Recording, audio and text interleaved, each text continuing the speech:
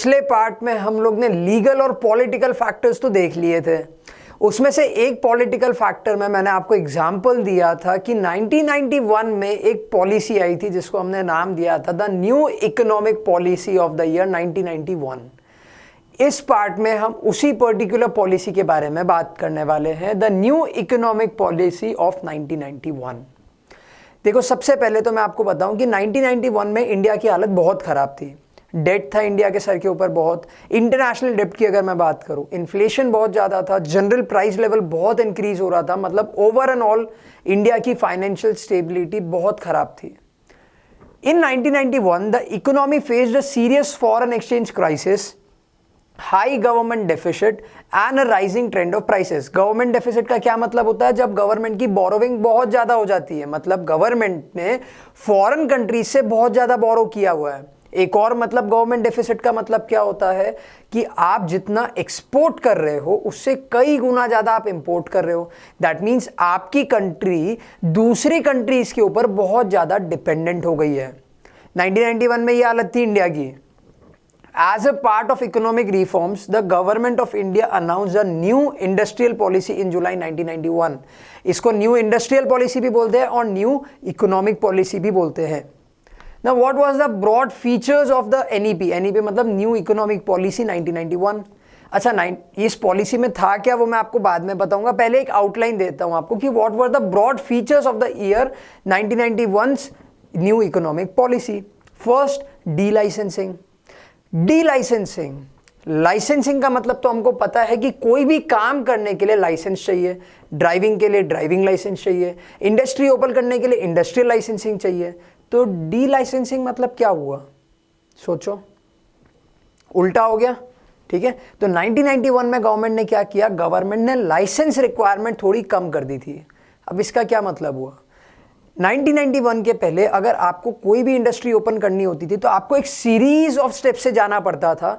बहुत strict rules and regulations थे while you wanted to open a industry and if you wanted to get a industrial licence. बट 1991 में जब new economic policy आई तब government ने D licensing करी। That means government ने licence के प्रोसीजर को बहुत ईजी कर दिया। सेकेंड थिंग, गवर्नमेंट ने लाइसेंस की रिक्वायरमेंट भी बहुत कम कर दी।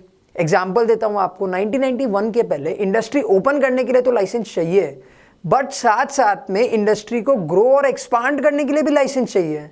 ये लाइसेंसिंग प्रोसीजर गवर्नमेंट ने हटा दिया। दैट मीन्स अगर आपको लाइसेंस लेना है तो प्रोसीजर को इजी कर दिया।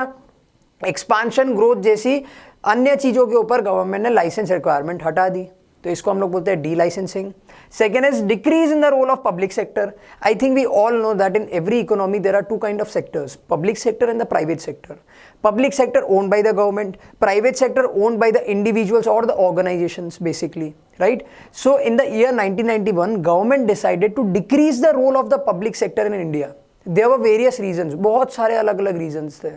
क्या reasons थे? सबसे पहले तो public sector enterprise properly work नहीं कर रही थी। क्यों? बहुत बड़ा रीजन है। इमेजिन करो एक 400 मीटर की रेस है और आप अकेले भाग रहे हो। आप भागोगे नहीं, आप चलोगे, है ना? वही चीज थी पब्लिक सेक्टर के साथ में। पब्लिक सेक्टर एंटरप्राइज के पास में कंपटीशन नहीं था तो वो लोग आराम से काम करते थे। गवर्नमेंट ने क्या डिसाइड किया कि अब इकोनॉमी में पब्लिक सेक्टर जो डोमिनेट कर रही है वो अब नहीं करेगी। That means we will allow the entry of private sector. ये हम लोग प्राइवेटाइजेशन में पढ़ेंगे आगे। Third is disinvestment. इन्वेस्टमेंट मतलब हमें पता है कोई भी चीज में पैसे लगाना। डिसइन्वेस्टमेंट मतलब क्या हुआ? उस पर्टिकुलर चीज में से पैसे वापस निकालना।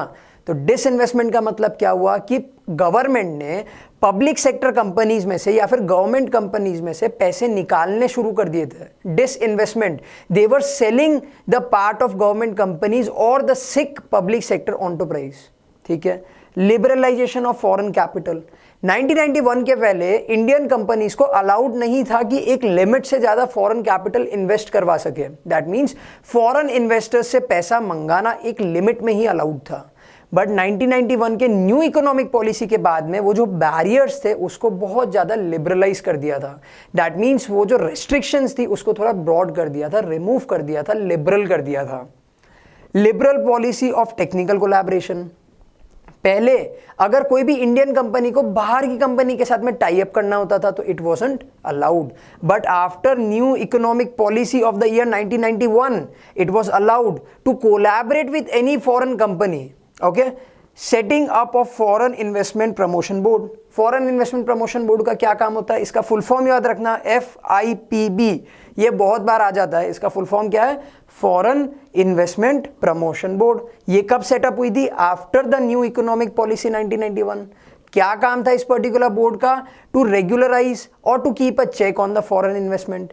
And last is the reservation under small scale industry. Indian economics second chapter आपने पढ़ा होगा कि गवर्नमेंट ने स्मॉल स्केल इंडस्ट्रीज को प्रमोट करने के लिए कुछ पर्टिकुलर प्रोडक्ट्स उनके लिए रिजर्व कर दिए थे. रिजर्व करने से क्या हो गया, जो भी बड़ी मार्केट प्लेयर्स थे, जो भी बड़े मार्केट प्लेयर्स थे वो पर्टिकुलर प्रोडक्ट को नहीं बना सकते.